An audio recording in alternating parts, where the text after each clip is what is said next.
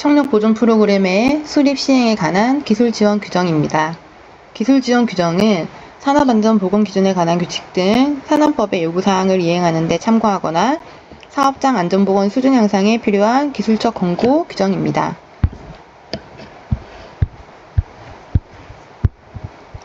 목차입니다. 목차는 목적과 적용 범위, 용어의 정의, 청력 보존 프로그램의 목표, 내용, 운영체계, 소음 노출의 평가, 소음 노출 평가에 대한 공학적 대책, 청력 보호구의 지급과 착용, 소음의 유해성 및 예방 관련 교육, 정기적 청력 검사 및 사후 관리, 청력 보존 프로그램 수립 및 시행 관련 기록 체계, 프로그램의 평가 등으로 되어 있고, 첫 번째는 목적부터 청력 보존 프로그램의 운영 체계까지 먼저 하도록 하겠습니다. 청력 보존 프로그램 수립 시행에 관한 기술 지원 규정의 목적은 소음성 난청을 예방하기 위해 청력 보존 프로그램을 시행하거나 시행하려고 하는 사업장에 적용을 하고, 청력 보존 프로그램의 수립 시행에 관한 기술적 사항을 여기에서 정하고 있습니다. 자, 용어의 정의에서 청력 보존 프로그램은 소음성 난청을 예방하고 관리하기 위하여 여러 가지 활동들을 하는데요. 소음성 난청을 예방하고 관리하기 위한 여러 가지 활동을 포함한 종합적인 계획을 말합니다. 그 여러 가지 활동은 첫 번째, 소음 노출 평가, 두 번째, 소음이 노출의 평가를 했으면 소음이 노출에 대한 공학적 대책을 세우고, 청력 보호구 등의 지급과 착용을 하며 관리적 대책으로 소음의 유해성 및 예방 관련 교육을 실시합니다. 또한 정기적인 모니터링을 통한 정기적 청력 검사를 하고, 청력 보존 프로그램 수립 및 시행 관련된 기록 관리 체계 등을 포함합니다. 소음 작업이란 1일 8시간 작업을 기준으로 해서 85dB 이상의 소음이 발생하는 작업을 말하며, 작업 환경 측정에서는 80dB 이상이 작업 환경 측정 대상 유해 인자이며, 특수건강 진단으로는 85dB 이상이 해당하고, 얼마 전에 산안법에서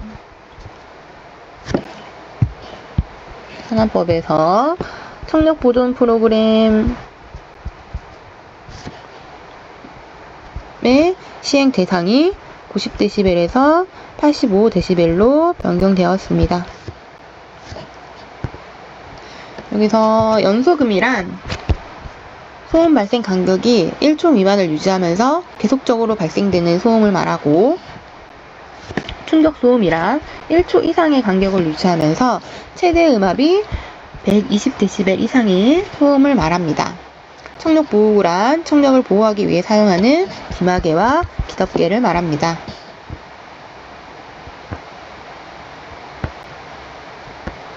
표준 역치 변동이란 기초 청력 역치에 대한 현재 청력 역치의 변동량을 말합니다.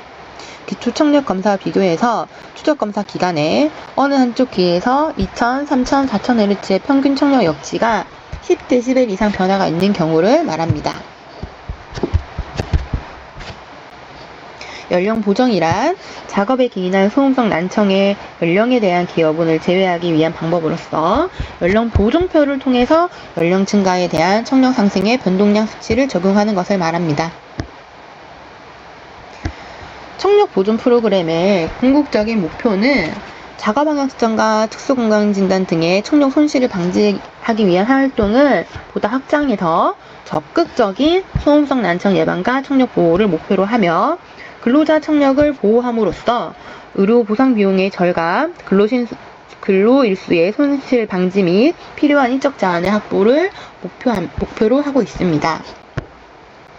청력 보존 프로그램의 내용은 기본적으로 소음 노출 평가, 소음 노출에 대한 공학적 대책, 청력 보호구의 지급과 착용, 소음의 유해성 및 예방 관련 교육, 정기적인 청력 검사, 청력 보존 프로그램의 수립 및 시행 관련 기록 관리 체계, 청력 보존 프로그램의 수립 시행의 결과에 대한 정기적인 평가와 보완으로 나눠집니다.